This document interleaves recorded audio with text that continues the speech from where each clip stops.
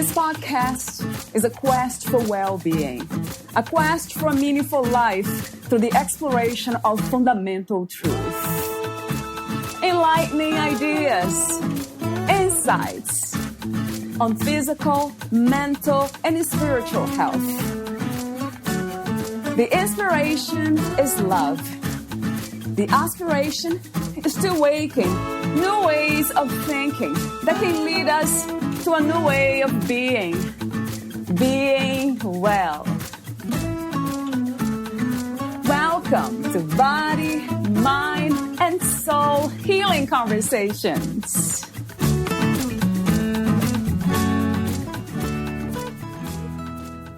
Being aware of our thoughts and their effects helps us to care more conscientiously for our bodies. Valeria Teles interviews Catherine Ayano Nixon, the author of Meditation and Movement for Self-Healing. Catherine Ayano Nixon is a meditation artist. She combines the creative mediums of writing, music, and art with the healing movements of meditation, yoga, and Tai Chi to express spirit.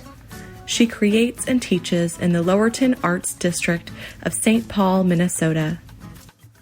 Her preferred name is Ayano, the middle name her Okinawan mother gave her when she was born there in 1957. Catherine is the name of her African-American father's mother and became her name when she moved to the United States as a baby.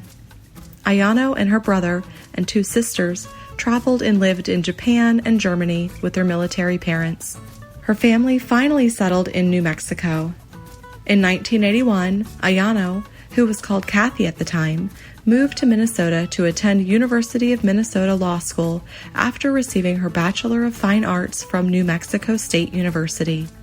Even after she started work as a lawyer, Ayano kept singing and writing songs, performing in coffee shops, and gifting her friends and family with artwork.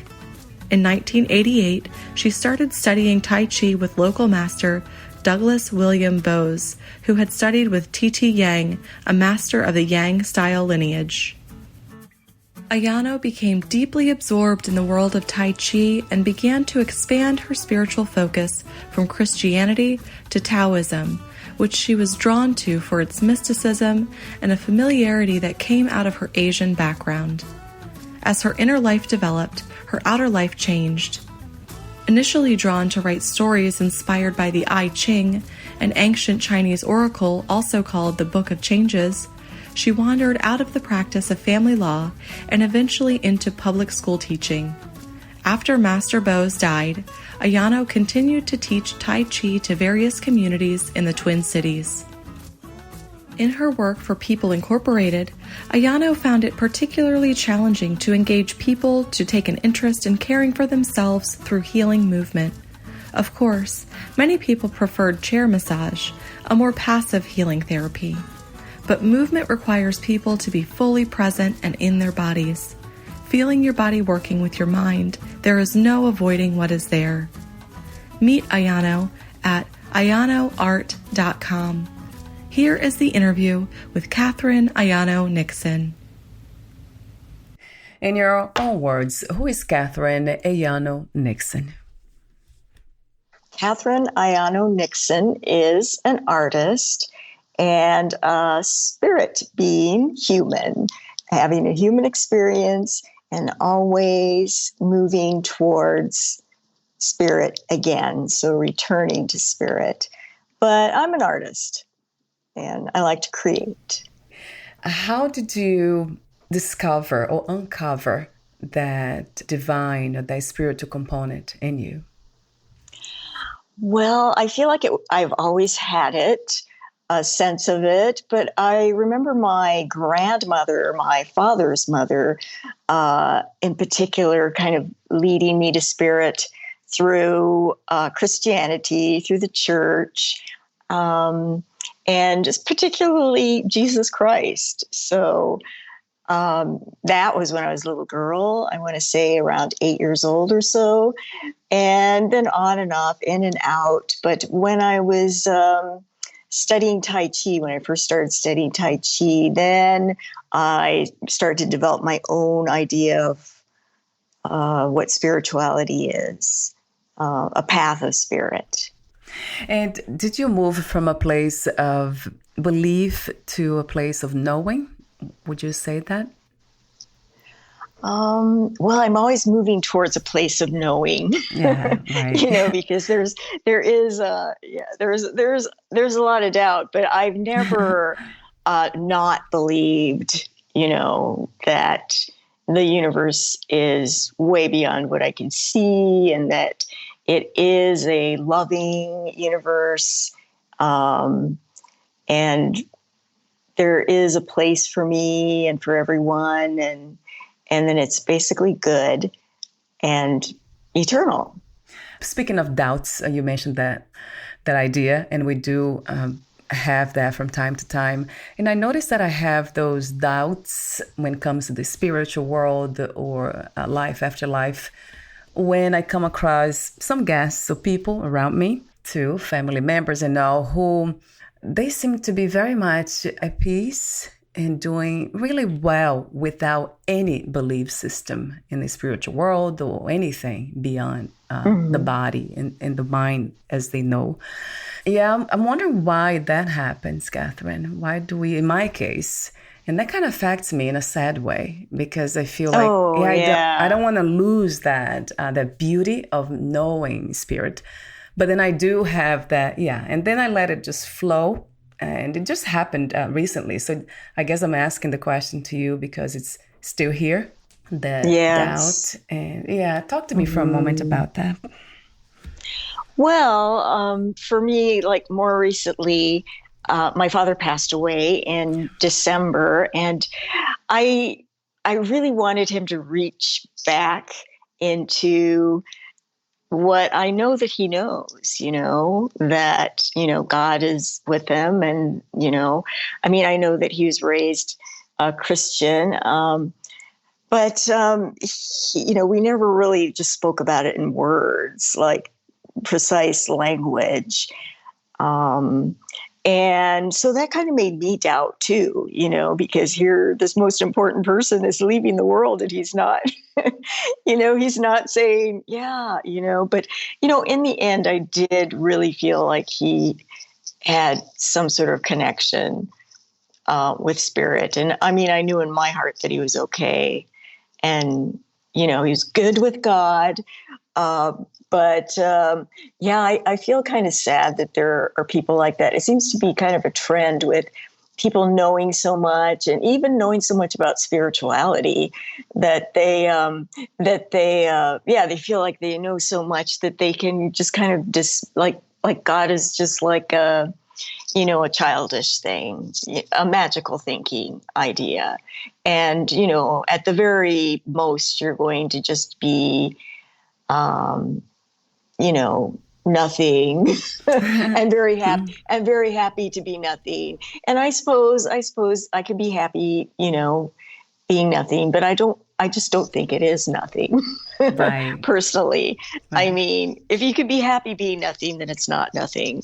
Mm-hmm. So, true. I don't know. I just kind of feel like over time, I've just seen it become, it just seems to be, like trendy or something to not believe in God. If you're an intelligent person, you're not going to believe in God. And really people that I admire, Yeah.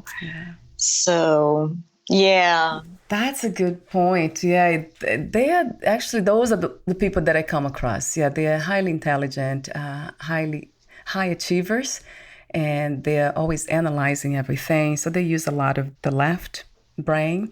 They're utilizing that a lot. But they are very kind people, and they seem to be happy. And I'm like, how can this be? I enjoy their company. But on the other hand, it's like you're not going to escape spirit, are you? Yes, right. You can pretend that you're not, but you can pretend that you're not, but you are. I know we try many techniques and practices to remove all doubts, but I don't think we actually can, right, Catherine? Yeah, it's not a no doubt kind of knowing when we get to that place, if there is a place of knowing, definite knowing. Yeah. You have to recognize that there's a little bit of doubt, Yes, but right. that just keeps making you look more deeply into the question Mm. that you have.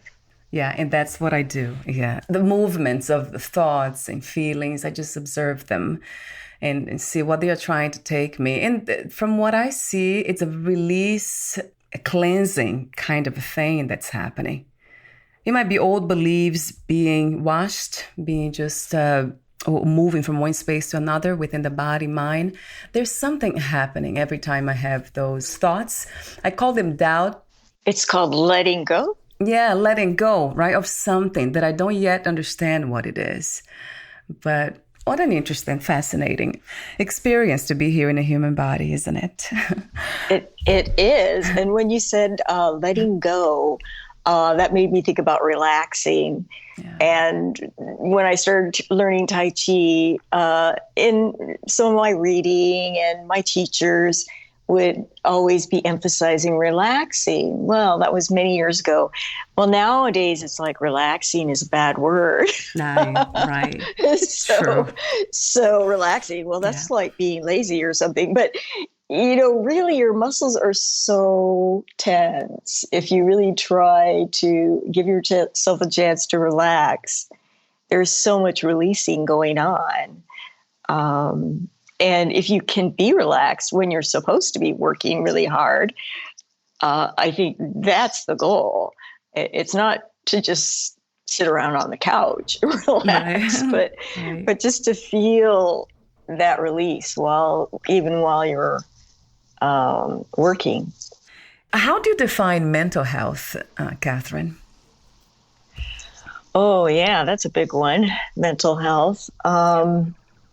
Yeah, I don't think there's like any short answer to Right. mental health, but Yeah. I would think that you would feel at peace. I mean, things might not be going all that well all the time, but you would at least kind of feel like you could handle it. You could manage it, I mean, not to control it or anything, but you could be there with it. You can move through it, whatever it is.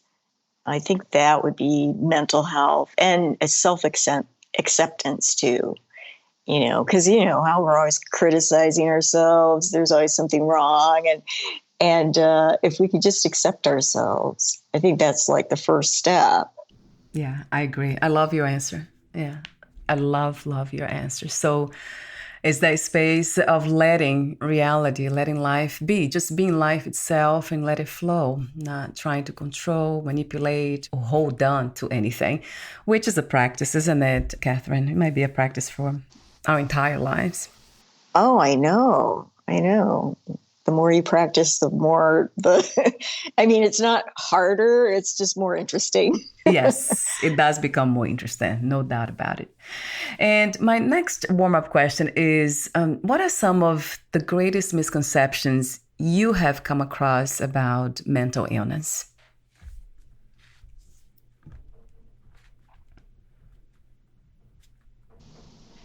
Well, that people are violent, that's not really that's not a main thing about mental illness. Or that people are somehow not intelligent, Yeah. That they really can't fit into the world as they are Yeah. somehow, because I mean, maybe they can't do certain things, Right. or that they are not as aware as you think they are, Right.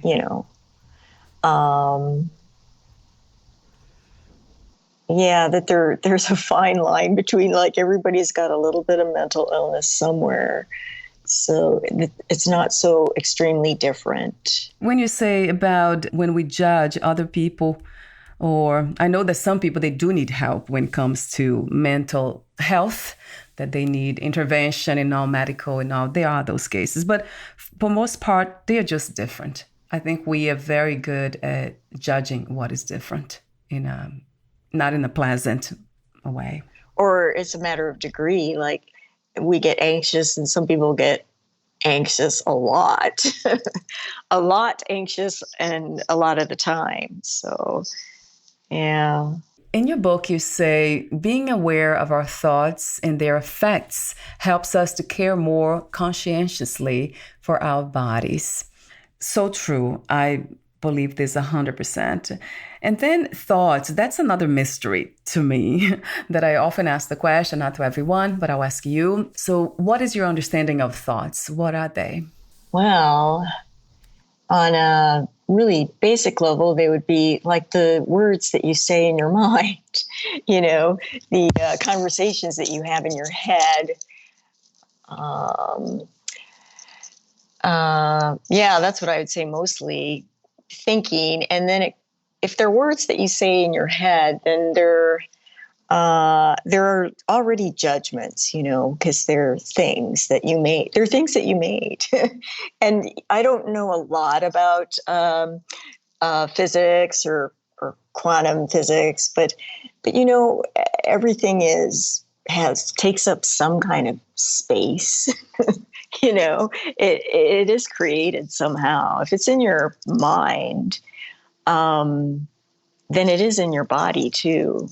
So, maybe not like it looks on a typed piece of paper, but the idea that it represents or the feeling that it represents.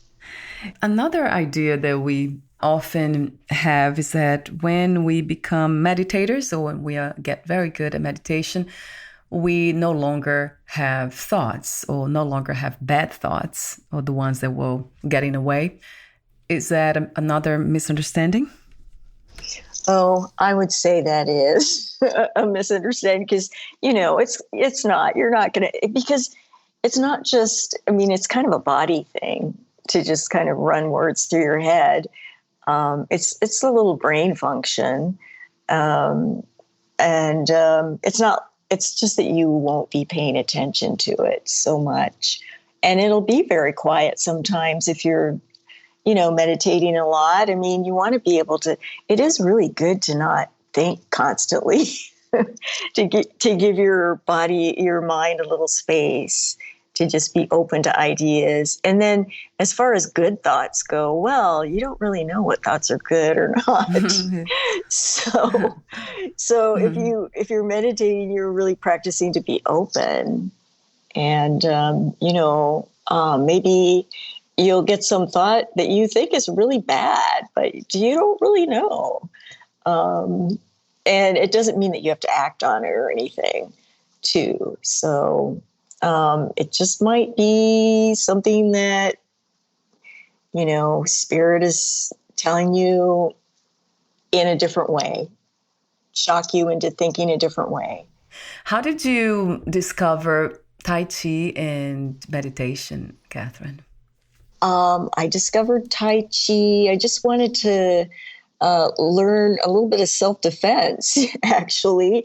And Tai Chi was recommended to me just because the person thought it would suit my personality. So, and I thought, well, this is really nice because it's an Asian art form and I have an Asian background. And so I'll learn a little bit more about like Taoist philosophy and Zen, and mostly Taoism, but and then through that into meditation. So I started with the Tai Chi, and then with the group that I was with, their meditation would come up, and I would go like, meditation, and everybody had like a different idea of what meditation was. Right. And the question was, well, what is meditation? So and then in my practice, we've tried various things, but I did realize that Tai Chi is a meditation, a moving meditation. And when you think of it as a moving meditation, what you're doing is you're carrying these martial arts postures in a dance flow. So you're trying to be very relaxed and sensing, and but you're holding these defense and aggressive and in defensive postures while you're doing it. And that's kind of the way we move through the world. the world is, there's a lot of defending and attacking and defending and attacking. And if you can move through it in that slow dance, like, it's almost like you're there and you're not there. Yeah. I love that. That sounds like living with grace, isn't it? Experiencing life with grace. Yeah. So, yeah. Mm-hmm. Exactly. Yeah, that sounds beautiful to me. Resting within actions and just being, flowing. I think the word that we use a lot is flow, and it really resonates true to me. If we can flow, right. Yeah, that's it. So you wrote the book, Meditation and Movement for Self-Healing. Let me ask you two initial questions. How did you become a writer, and what was the inspiration and intention of writing your book? Just as I've always felt a movement towards spirit, I've always been a writer. When I was 5 years old, I started writing in pictures, and I would make my own story pictures. And off and on, I've written stories. But this book, I actually wanted it to just be a practical book for the people that I worked with, specifically at People Incorporated, their clients, people with mental illness and who were in recovery. They were just really, some of them were, just off the streets or just out of prison or something. So it was like their first step back to normalcy. So I wanted to give something practical to them and the people that work with them, the staff.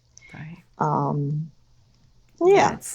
Giving back. That's a very beautiful, compassionate action to engage in, for sure. Thank you. Oh, you're welcome. Thank you. And meditation artist. I never heard it that way, the term. So you are a meditation artist. Talk to me about that. What is to be a meditation artist? Well, I've seen other people call themselves something like that, but since I work in meditation a lot and I've taught it, I just find that I just come from that place in a lot of my work. So it's not like I'm saying that when I paint or when I write a song or sing a song that it's a meditation, but I like to be in meditation while I'm doing those things. And I just like to remind myself that everything can be a meditation. And yeah. Do you feel that for beginners, somebody who never meditated before, is there a correct way or a right way to meditate? Oh, yeah. See, that goes back to that question that our group would say, well, what is meditation? And everybody would give their little, no, meditation is visualizing something, or meditation is, breathing. And, this morning I was just sitting, and I like to do this a lot. I'm just like to sit with my eyes closed and get very quiet and just kind of, see how quiet I can get and see what I notice.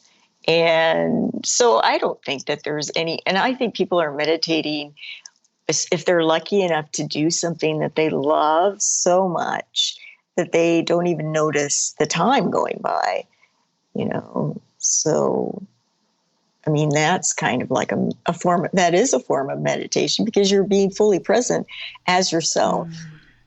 So it is about presence. Yeah, that's another idea I hear a lot, being present. And you said observe. So noticing, that word too. Noticing what's happening within the thought patterns, the thought world, or just noticing everything, the body and the thoughts without attaching to them, right, Catherine? Is that the idea? If there was an idea for meditation. Oh, yeah, there is an idea. And, when you say the body and the thoughts, I mean, the body is just so, the body is so complicated. There's so many parts to it. And the mind really is in the body, not just in the thoughts, but the brain and the skin and the spine. Everything is really connected on a cellular level. We are this very complex mystery, but we can only really notice that when we are quiet. That's what it is. Yes, you isn't can it? notice it when you're quiet. You're right. We are very and you complex. don't have to be still, perfectly still. You just have to be noticing. Mm-hmm. Would you replace that word with open? Being open. Being open, yes. Yeah. I would love to know how you arrived to the place you are today. Your journey through self-knowledge, self-discovery, self-healing. Talk to me about that, Catherine. Briefly, of course. I know it would be nice to... in your book, you talk about briefly, but you don't really explore. Did you write a memoir before? No, about your healing I journey? haven't actually written about my personal journey, no. So, yeah, that would be an interesting, if you can, of course, briefly. And if not, that's absolutely fine. I mean, just being able to do this interview did kind of make me think about it. And I remember when I was maybe around 18 and thinking about what I was going to do, saying, well, I really just want to have experiences and write. And then on the path to having experiences, it's like the saying, one of Lao Tzu's sayings about, it's easy to stay on the main path, but people love to be distracted. And I've gone off on all these little distractions. And then, now later in life, a couple times I've gone, oh my God, I've just gone way off the path. I'm just like nowhere near where I want to be. But so that's not true. It's all kind of like I couldn't really be where I am now if I didn't go through all of those little meanderings. Because I've done a lot of different things. I was an art student, and then I was a law student, and then I was a lawyer, and then I was a teacher, and a school teacher, and that's just a nice and short description. And so most recently, I've been a body worker and yoga and meditation Tai Chi teacher. So yeah. So you are a representation of life itself, that movement, well, right? Just thank you. Moving. Yeah, I think so.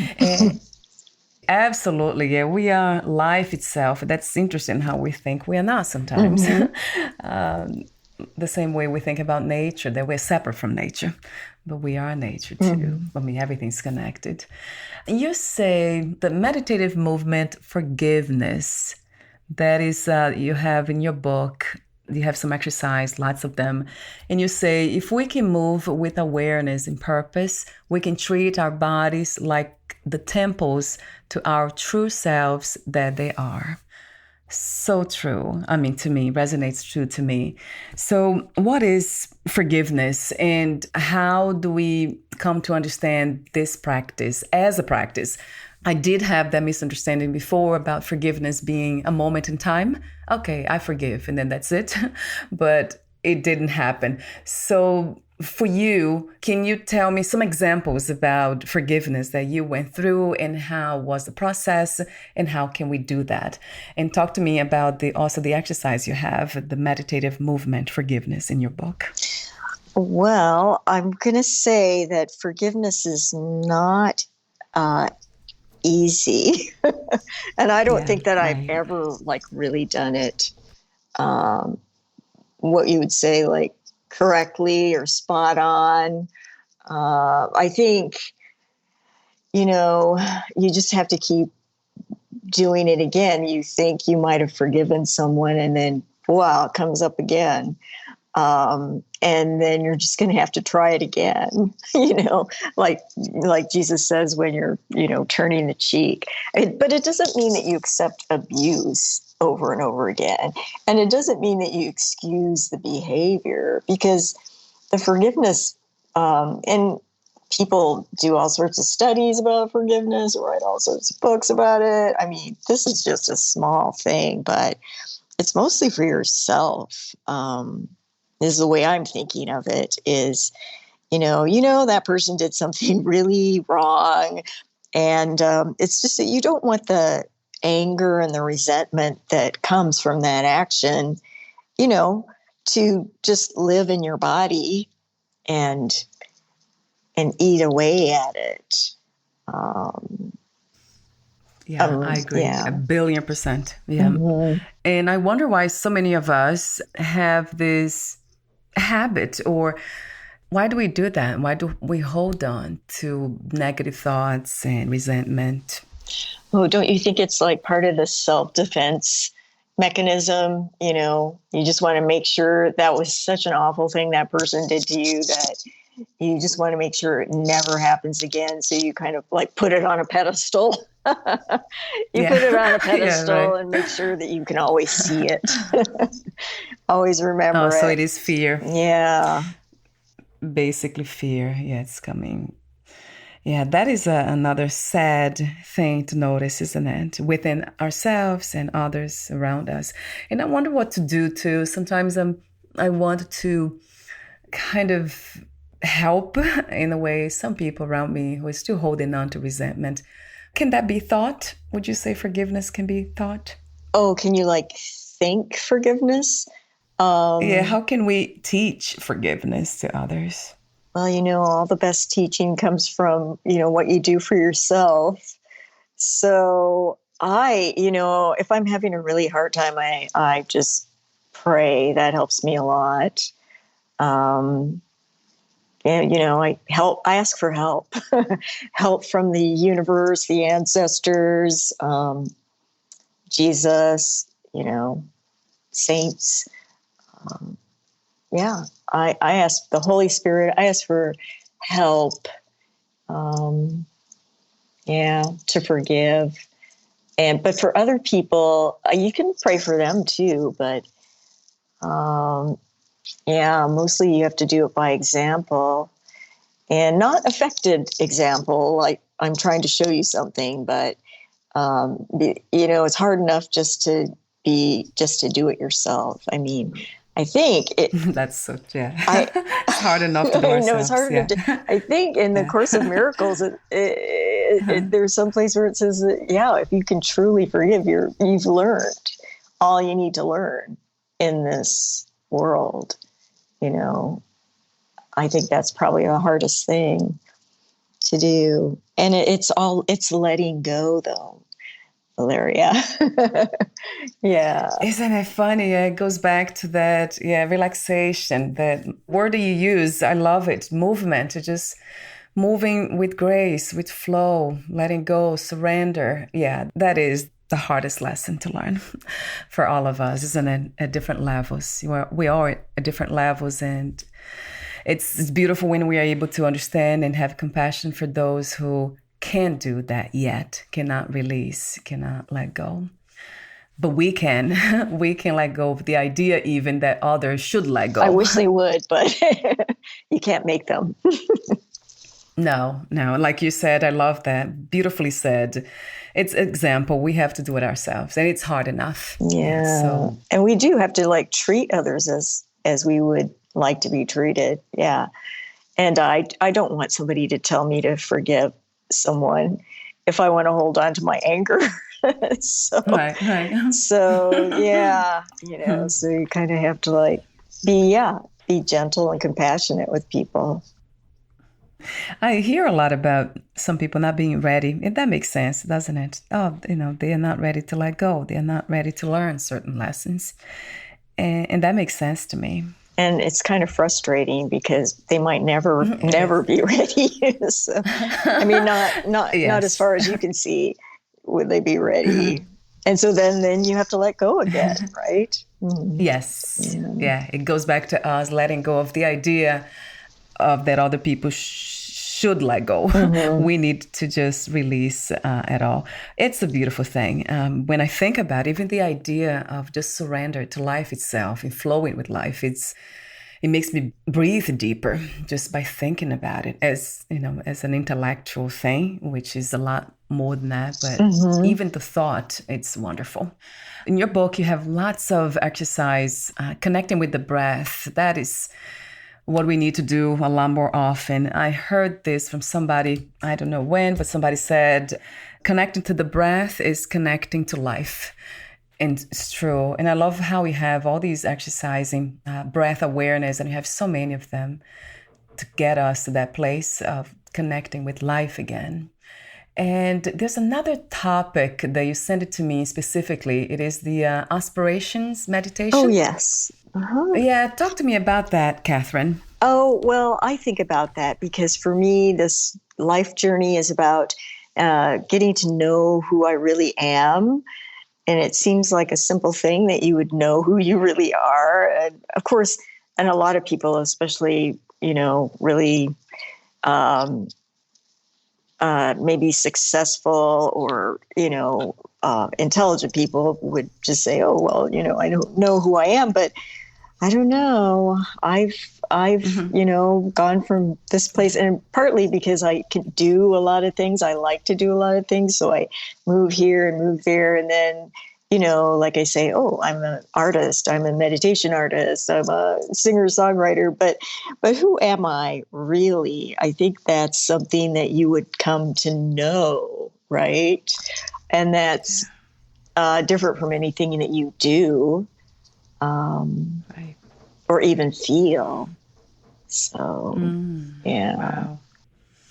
Yeah, that is something that we all try to tap in and kind of describe and trying to know what it's like to know oneself.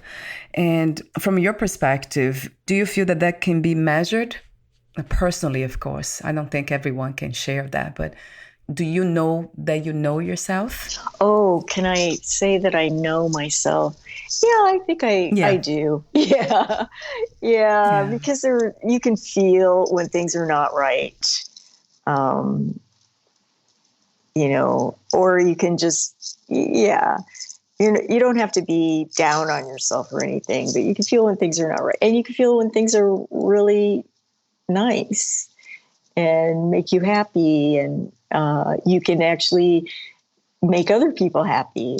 And so then you're closer to where, it's like that game Marco Polo. You're a little closer to where you are. Yeah. I like to think myself, of course, to think about self-knowledge or the self-awareness as inner peace. Would you agree with that? That could be a measurement? Yes. Inner peace or just contentment. Like once in a while, I might just, all of a sudden say to myself, I'm really happy now. And it's just, you just suddenly feel happy. So, and not for any end. I used to always look for a reason. Why am I happy now? But if there's no reason, that's even better. What a beautiful way to experience, this human life. To me, is the only way. It has been a dance for me. It has been an interesting journey. Yes. And for you too, I'm sure, Catherine. It's just beautiful. Mm-hmm. So we're almost at the end, and I have the ending questions. Would you like to add anything or read a passage in your book? Let's see. Well, we were talking about the aspirations, and I'm looking at it's very small. It's just it's like a little bit of more than half a page, or it's a half a page. So I'll read that one. Aspirations. When we were very young, you may have had hopes and dreams without limits. Anything was possible. Perhaps as you became older, you learned to stash those dreams away. Peers may have laughed at you. Parents may have helped you reason them away. So your aspirations stayed in the realm of dreams. Now it's time to have some fun. Be a child again and draw some pictures of yourself as that astronaut or dancer or doctor. Make a list of things you love or love to do. Write a story, poem, or song of yourself, doing one of your dreams. Let all limitations fall away. be in the universe of infinite possibilities. I'll stop there. Yes, infinite possibilities. Yeah, I love how you connected laughter and happiness to healing. That was another passage, a message that I came across in your book, and that's beautiful. Laughter. Yeah, we do forget to breathe. We do forget to laugh a lot of times. Well, breathing and laughter. Breathing is like the first exercise, and laughter is just like one of the best exercises, for your inner organs. Yeah. So true. And I'm wondering how we can learn to do that more often. You mentioned being more imaginative, going back to the childlike state. And I agree. Dance is wonderful, isn't it, Catherine? Dance, yes. I love dancing. And that's something that I got to go back to. It's just, it has been a reminder here. Me too. Yeah, I love dancing, but I don't dance that often anymore. I know what you mean. What is another word for healing? Another word for healing. Well, it's not curing. Well, I'm trying to think of one word. Healing. Wholeness. Wholeness. Wholeness. Yeah, that sounds good to me. Yeah. And if you knew you would die soon, meaning leaving the body, would you make any change in your life or do anything in a different way? I would just try to have that feeling of inner peace as much as possible. Not really change too much of what I do, but just, stay in that peace. Mm-hmm. Yeah, and with that in mind, inner peace, do you consider that somehow a destination where some people call it balance too? Oh, yeah. Balanced. That's the exact word I was thinking of. Because, when you're balancing in Tai Chi, you're practicing balancing, standing on one leg a lot. But when you're balancing, you're not standing still. You haven't become balanced because you stand still. You're balanced because you move a little bit this way, a little bit that way, and then you come back to center. It's not a static thing. So, yes, yeah. And my last question is, what are 3 things about life you know for sure as of this moment? As of this moment, it's definitely worth it. It's worth the experience. I'm here to have relationships with people and enjoy them as much as possible. And I don't know, it's just very enjoyable. Just, you can find life in everything. Yes, we can find life in everything. Yeah, if it's not, if only that breath. If only that breath. Mm-hmm. Yeah. Wow. Thank you so much, Catherine, for your timeless, spaceless wisdom, your loving presence, your beauty. Thank you. Oh, thank you, Valeria. You do great work here. Thank you for the encouragement. I love this. It has been a gift to me. A happily busy gift. So before we say goodbye, where can we find more information about you, your books, products, services, and future projects? You can find more information about me at my website, ayanoart.com, AYANO art, ART.com. And that's the best place to start to find me. And my book, you can find that at Balboa Press or Amazon and Barnes & Noble. I'll have your website link on the podcast profile too. Thank you so much again. And we'll Thank you. Bye for Bye. now. Thank you for listening. To learn more about Catherine Ayano Nixon and her work, please visit ayanoart.com. To learn more about this podcast, please visit fitforjoy.org/podcast. Thank you again for listening, and bye for now.